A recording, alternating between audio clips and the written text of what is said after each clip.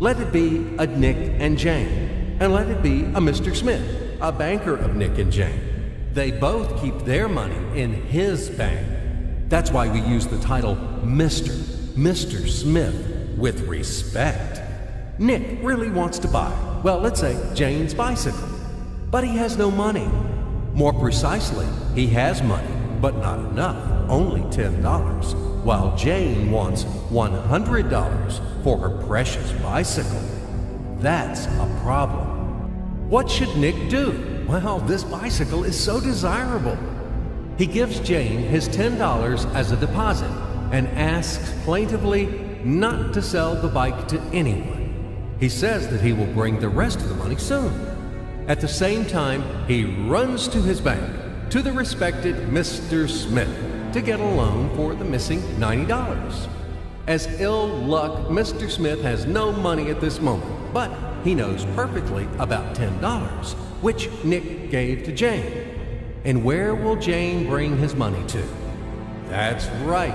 She will put these $10 in her lovely bank to the same Mr. Smith. Therefore, Mr. Smith asks Nick to come back tomorrow in the hope that tomorrow he will get these $10. And everything happens this way. The next day, Jane brings $10 to the bank. The bank provides Nick these $10 on credit. Nick immediately gives them to Jane. She again puts them in a bank.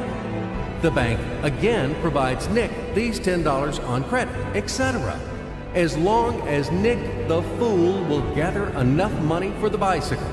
Don't you get confused yet? Be patient, I told you. These demons have been trying to confuse you during 1,000 years. These damn economists and financiers. But anyway, we will figure everything out.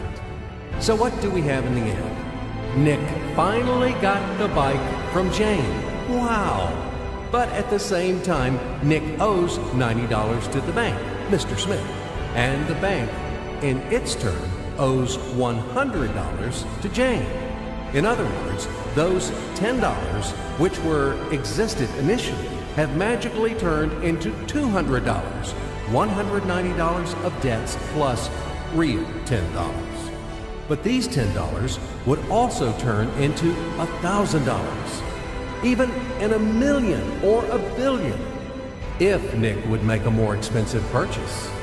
In this case, our $10 would make the increasing number of its cycles, circuits from hands to hands.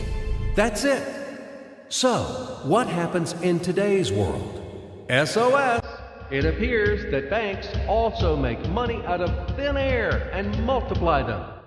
Not only Fed can produce money, but banks either. In short, everybody can do this, except you and me. We are not in the business at this celebration of life. I would like to print or draw some money as well.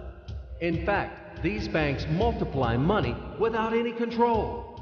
And we're still wondering why the banker lives better. What are naive fools are we? Now it is clear why. The one who produces the money, of course, lives better. But this is not enough. From this moment, poor Nick will never be able to repay his debts owed to the bank, no matter how hard he would work.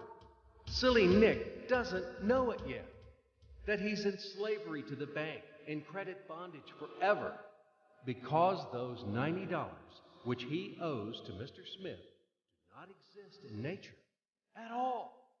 Sly Mr. Smith made his money out of nothing. He created them out of thin air, just one click. And $10 turned into $200. Yes, but you can object